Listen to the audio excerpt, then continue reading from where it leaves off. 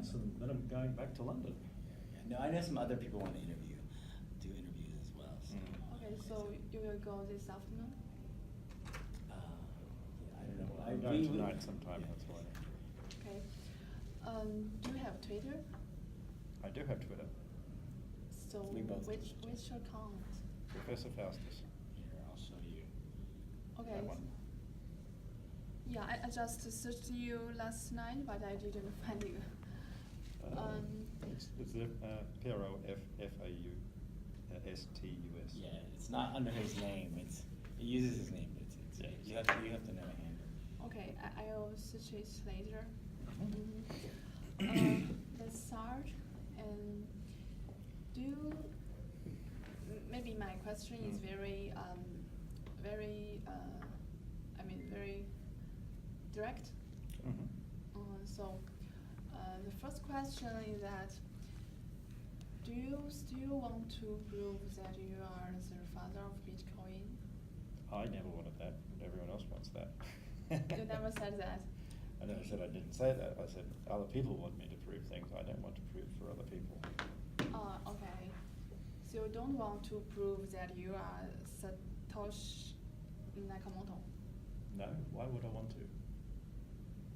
I just heard that you signed with Encrypt, a company, and the story said that you owed many money, and the company. Yes, there's lots of lies. No, that's all false. We're here to talk about the future of blockchain. If you want to ask questions about the future of Bitcoin. If you want to hear blockchain. people lie about me, then go out and just hear people lie about me. No, I don't owe any money. My watch is worth about Taiwan $2.5 million, so I'm not poor. Yeah, so if you I've want got a pair of shoes that cost $5,000 each.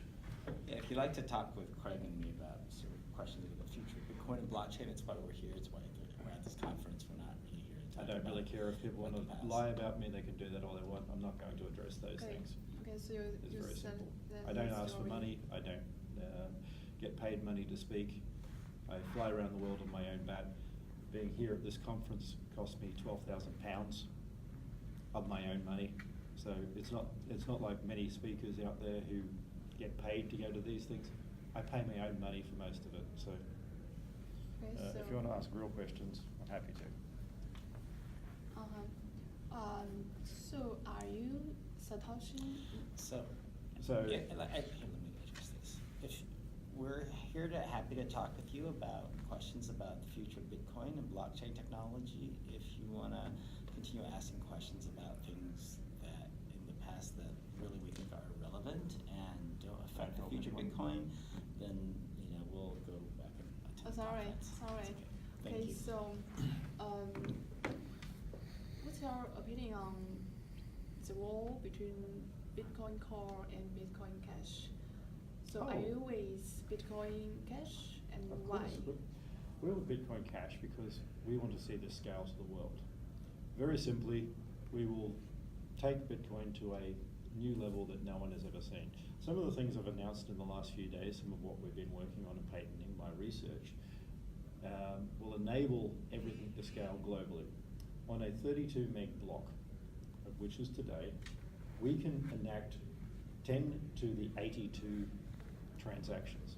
That's a 10 with 82 zeros following it. Basically, every single transaction that happens on Earth in 100 years, we would be able to settle on the Bitcoin blockchain in a 32 meg block every 10 minutes. So that's every Twitter, everything can be settled as a paid transaction. So we think there's really no war between Bitcoin and Bitcoin Cash because Bitcoin Cash has there's nothing to fight about. Bitcoin Core's doing what they're doing, which we think is not going to be usable and not becoming valuable. We're focused on building the Bitcoin Cash ecosystem, so there's no point in fighting with other contingents of the Bitcoin world. We and other people like Roger Ver and a lot of other companies are building applications, products, usage on Bitcoin Cash, and we think it's better to focus on that. And honestly, we don't really care anymore what the Bitcoin Core. They can go off and do whatever they want. Yeah. I mean, doesn't bother us. It's no skin off my back if they waste their time and effort. At the same time, we'll be building platforms that enable businesses to take the whole idea of a distributed ledger to a new level. We'll be able to scale billions of times faster than Ethereum. So it won't matter that you're producing crypto keys. It won't affect the network. If every person on Earth had 1,000 versions of CryptoKitty, CryptoShrimp, crypto whatever else that they wanted to launch, the network won't even notice. It won't slow down. It won't matter. That's what we're doing. So you want the Bitcoin to be a currency? Yes. A cash? Correct. So you want the currency be more valuable? We can use it in the reality. Yes. The Everyday thing is, cash. everyday cash. What people don't understand is Bitcoin is an old technology merged with economic effects. Lamport signatures going back to 1979 plus Merkle trees have been around a long, long time. All of the technology forming what people call blockchain goes back to the 80s. The only reason, and I'll emphasize the only reason it will work long term, is economic value, and that means payment and cash.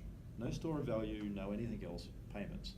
If it has payments, if it can do that, then that funds and secures everything else. So smart contracts, the ability to actually tokenize and put ledger value on anything, document stores, all sorts of things happen, but only because it's cash. So we want to see pegged fiat, where people like Taiwan, the central bank here, could issue the entire country's currency and transact and settle that in Bitcoin Cash. So it starts as cash, a payment system, but on top of that, you can also build more advanced technical functions, tokens, smart contracts, many other features which our team, including Dr. Wright's, working on. But it starts as cash. It has to be that first, and then it can tokenize anything in the world, financial instruments, digital assets, physical assets, do smart contract solutions, and open the door for many other technical functions. We got it. Will the BCHB infinite? I mean, the blocks. Size. Yeah. Block size. Be infinite. No, it won't be infinite. There's no such thing as infinite. I mean, there are very, very large numbers, but the largest number you can think of, as unbounded as the human mind can go, isn't infinite. If you can think of a number and fill this whole room with zeros, then that's not even remotely close to infinite. Now, what you're asking, will it be large? I hope so. Businesses will start competing over blocks because the number of transactions in them will actually matter.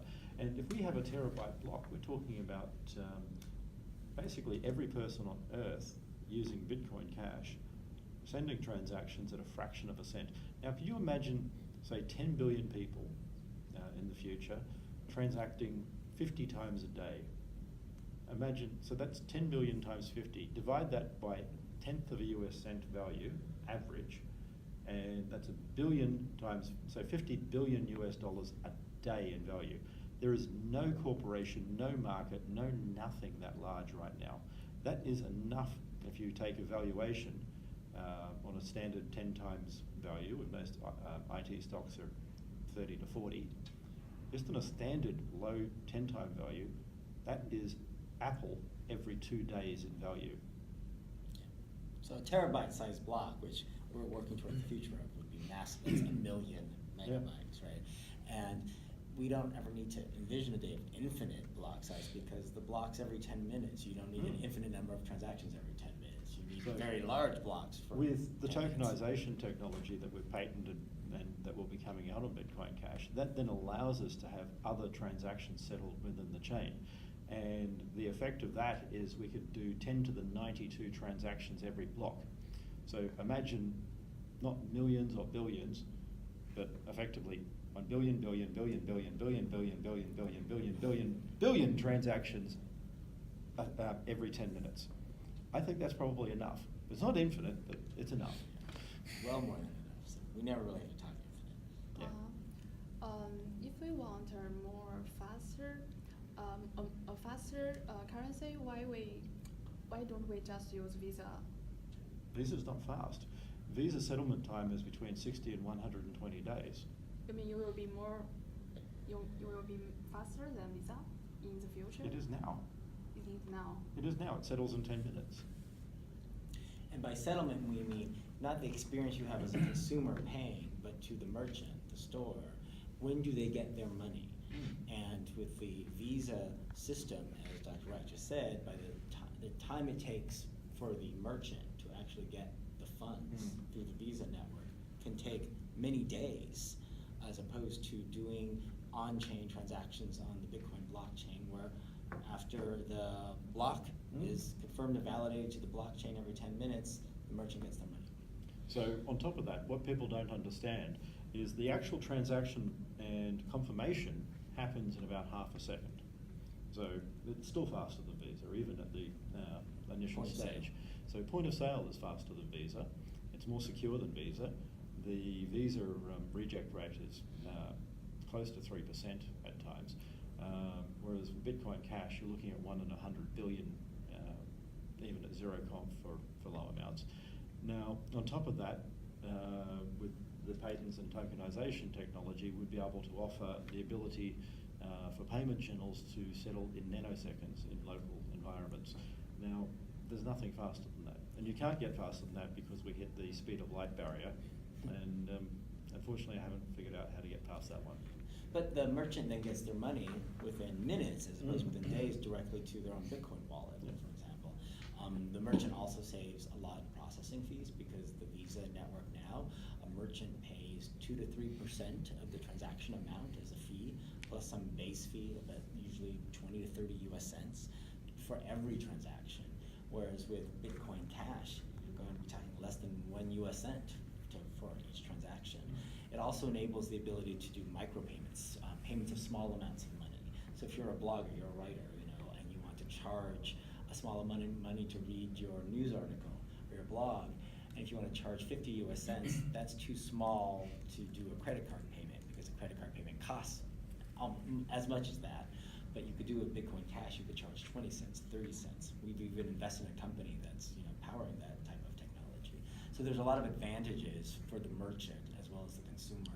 You can also pay for things across borders and not have to change currency. Right? You have to pay a foreign exchange fee if I pay from US dollars to Taiwanese dollars, for example.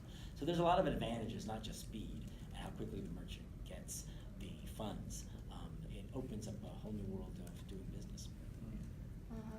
So can I say that what you want is that the Bitcoin Cash will not only be the currency of the internet, it will be the currency of The world. the total Everything. world. Yes. We want to actually make it the ledger of the internet. We want Internet of Things devices to communicate to each other and settle their different values using the ledger that is Bitcoin Cash. So imagine wireless sensor network. So think into the future. Think not now, but where there's microscopic devices. So people have started wearing these wristbands and everything that monitor them. In a few years' time, they'll be microscopic patches that send every bit of data about you. Imagine recording by the second every temperature change in your body, the heart rate, everything. Imagine medical data to that degree. Imagine every person knowing when they feel good, when they don't, so that we don't have a profile based on the average of the population. But when you go to a doctor, he looks at your profile. He knows the difference in temperature. My temperature's hotter than most people's most of the time. I'm generally about 0.8 higher than normal, which means if someone looked at me, they'd go, oh, you're running a temperature, but I'm not.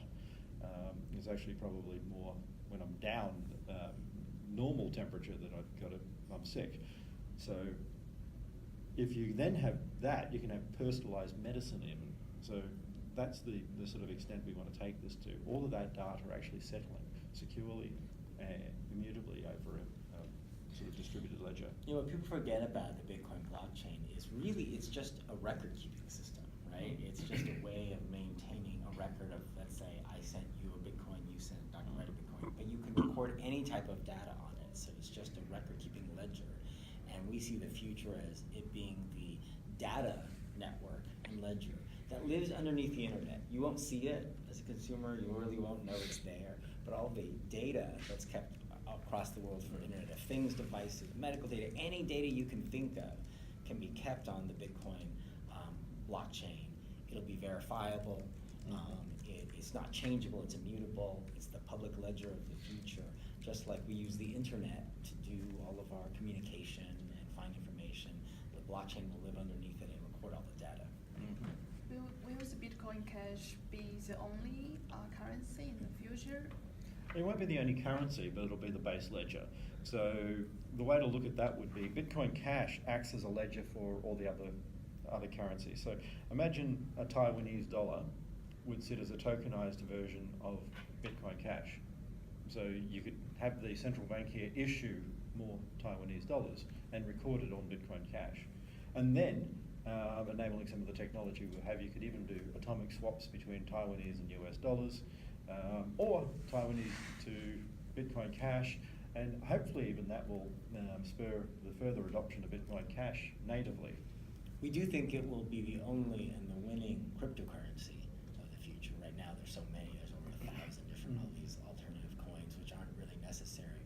If Bitcoin Cash acts as both the global currency system and the smart contract tokenization solutions for the future, we call it the all-in-one coin, right? It can do everything. So all of these other cryptocurrencies you see out there, we think are not going to be necessary, and there'll be a day where it's just Bitcoin Cash is the cryptocurrency, but help enabling the other fiat currencies of the world.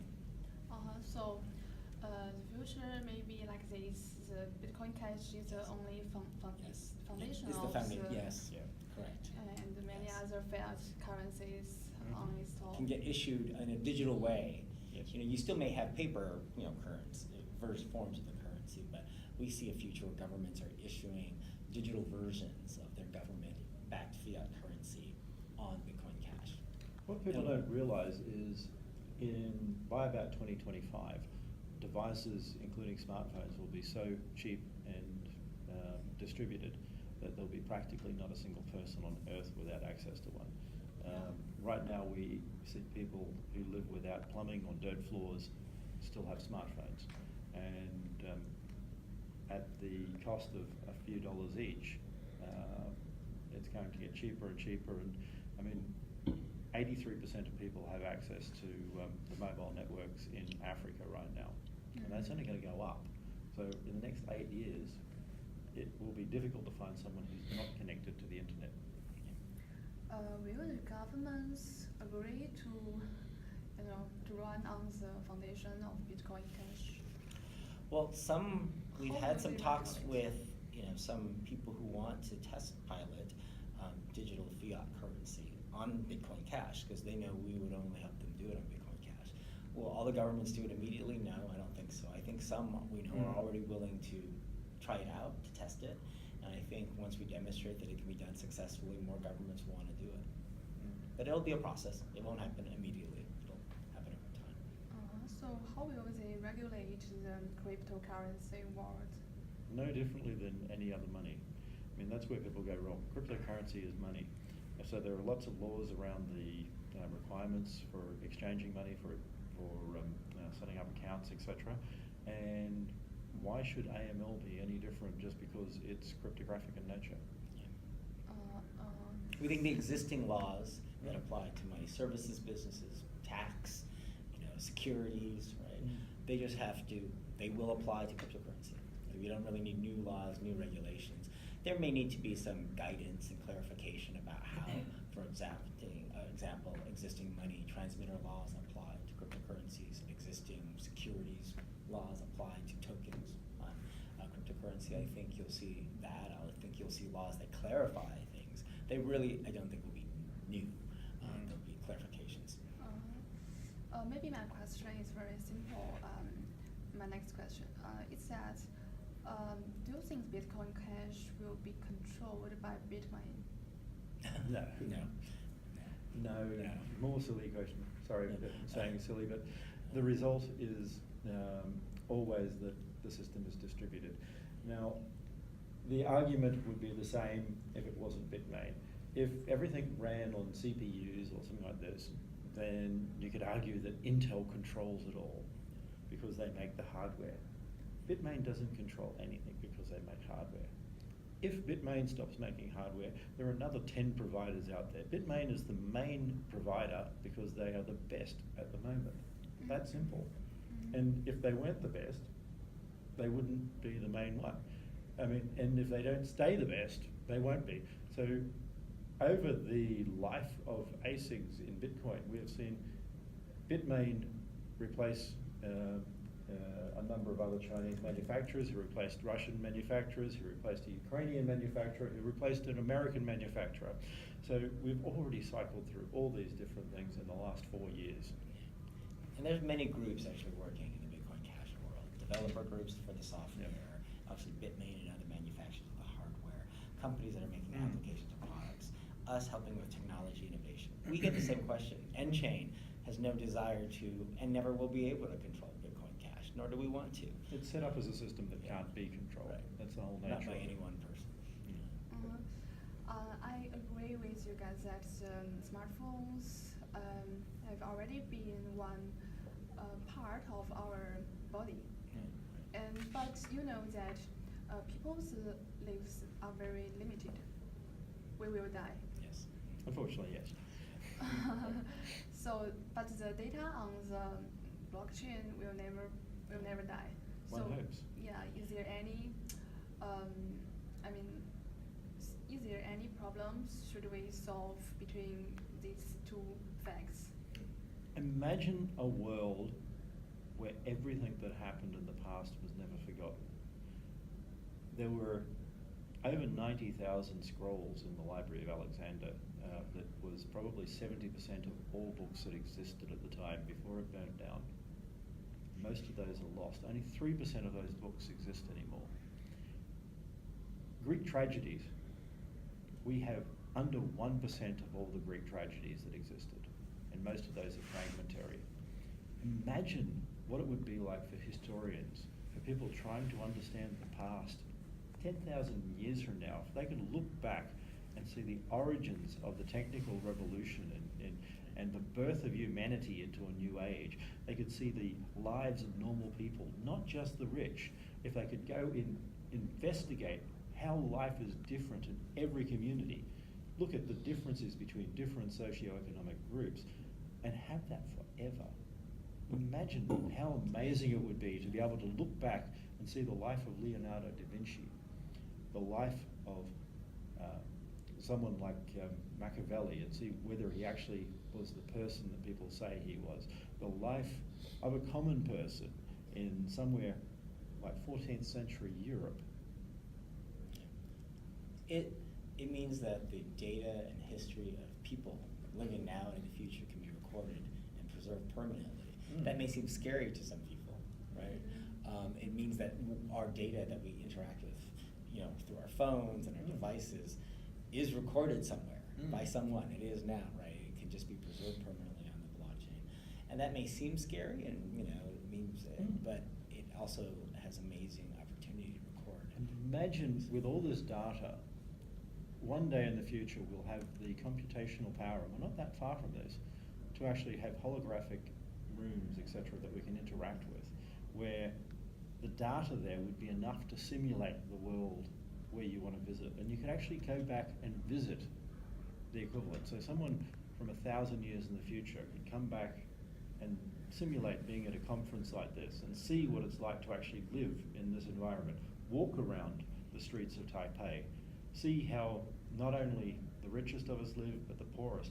Imagine when we start having cameras everywhere, not just like this. As we walk around, we record everything. So not just Street View on Google Maps, but a second-by-second update of all that data. That's the sort of thing I'm talking about. Imagine being able to go back now and walk through that. So have you ever imagined what Taipei might be like at your grandparents' time? Could you imagine going back and seeing not only that, but the lives of your grandparents? Seeing how they lived, what they went through, getting to understand the people in your family and their life. Or just even getting records from them. Like if I wanted to go find my parents' birth certificates from Vietnam, 80 years ago, there's probably no way to do that easily now, right? But now your lineage, your history, that can all be recorded. short of a cataclysmic event happening on Earth that knocks out all of the mining nodes everywhere on Earth for the Bitcoin network, that'll be And the preserved somewhere. internet and everything else, And The dinosaurs would have to die again. Meteorite. Another question is that we all know that you can't change the data on the blockchain, but what about the off-chain data?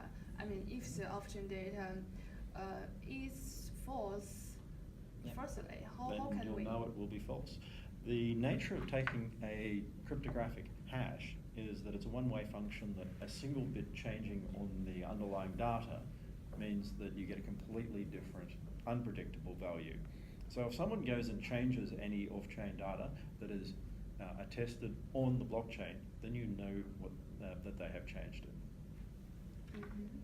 How do you This is the advantage to having transactions, both money transactions and data transactions, done on-chain, right? And recorded and validated on-chain. Yes. And which is why we don't believe in Bitcoin Core and their Lightning Network, which has the second layer solution to do the payments on a different layer than recording the chain. If you do them immediately on the chain, it becomes harder to falsify, change the data, even if it's off-chain, like on my mobile device, because anytime you would want to validate it or check it against the on-chain data, it'll be wrong. So you pose. There's a way, if let's say I wanted to fool my bank, right, and say I have more money than I do, send you money than I've already spent with someone. There's a way you on the other end can check it against the public blockchain and see if it's correct or not very easily, and that's the advantage of doing everything on chain. So how do you think about the US and some other public chains? Do you think they will replace Bitcoin Cash? The U, I'm sorry. The US. Oh, EOS? Yeah, Oh, yeah. EOS. Oh, Some EOS other is a EOS. joke. public. EOS isn't a Bitcoin blockchain at all. It's a joke. It's a typical proof of stake, centralized joke thing that they run around saying how many billions they've got when the reality is it's all lies. They haven't got that much money. You can say that you're worth X, except if I make one sale and I sell to Jimmy saying, I've got 1 billion tokens, here's one for Jimmy, and I'll value it at $50 million, I'm now worth $50 trillion, except no one will buy it. It's bull. So how about other public chains, except for US? I say some other US. public chains. Well, there are very such few. as Ethereum and other. Oh, Ethereum has Ripple. scaling problems. Ripple's not even a blockchain. Ripple is a technology from 2006 that loves to say that it's cryptocurrency, that is clueless and all the rest. So. And now one of these other attempts sort of combine all the features, right? Ethereum was created to bring token and smart contract capabilities, which at the time could not be done on the Bitcoin Core network. Because people wouldn't allow scaling, they weren't allowing the opcodes, etc. But it's not a payment system. So right? the original part was to do that on Bitcoin, and Vitalik and others wanted to do that in 2013 on Bitcoin. But without the opcodes being enabled, they weren't able to. So we've now enabled the opcodes, which means they're a subset of Bitcoin Cash.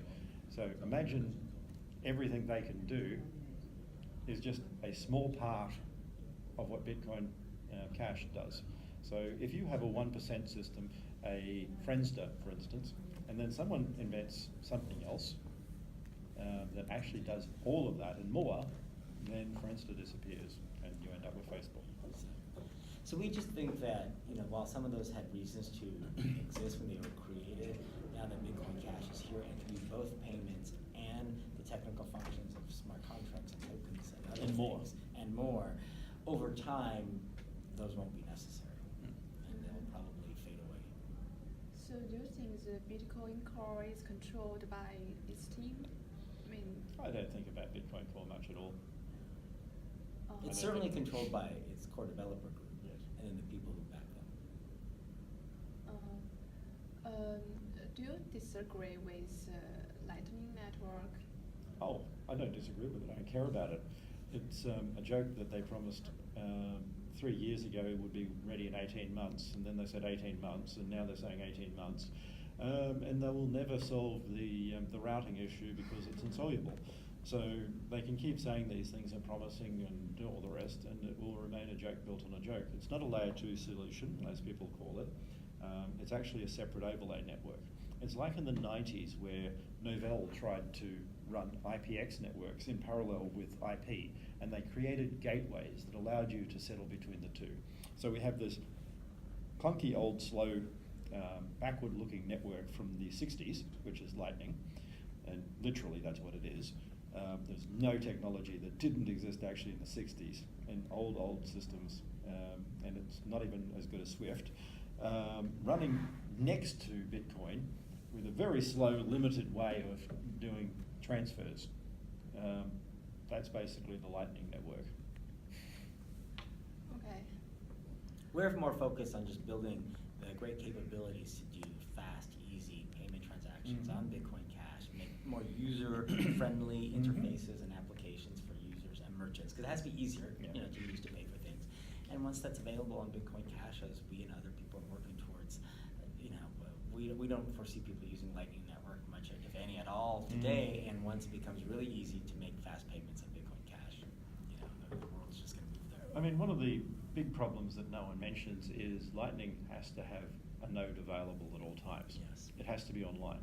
That sounds great, but think about it. You walk into an elevator, you lose your connectivity, all your channels close. You have to pay all the fees, do all the rest. You patch your system, you have to do all that. You reboot your phone, you have to pay all the fees, restart all your connections, close everything out whether you like it or not, and start again. So, not practical. Especially for a merchant. For a merchant, can only get paid from a customer if they're online. Merchants, sometimes you need to, you can't be online every single second of every single day. And no one wants to lock their money up 3-4 months in advance. I mean, it just doesn't happen. Which wallet do you prefer? The code or the other kind? For what purpose? Depends on what purpose. Different wallets and different wallet types are good for different purposes. We're very happy with a few. We're very happy with CentB. That's why we invested in them. We're very happy with Handcash. That's why we invested in them. For mobile wallets, for usability. And if you're talking about storage, that's a different question. Yeah. Which marketplace do you prefer? I mean, the cryptocurrency exchange. Exchanges? Yeah. We don't really take any, preferences with exchanges. I think all exchanges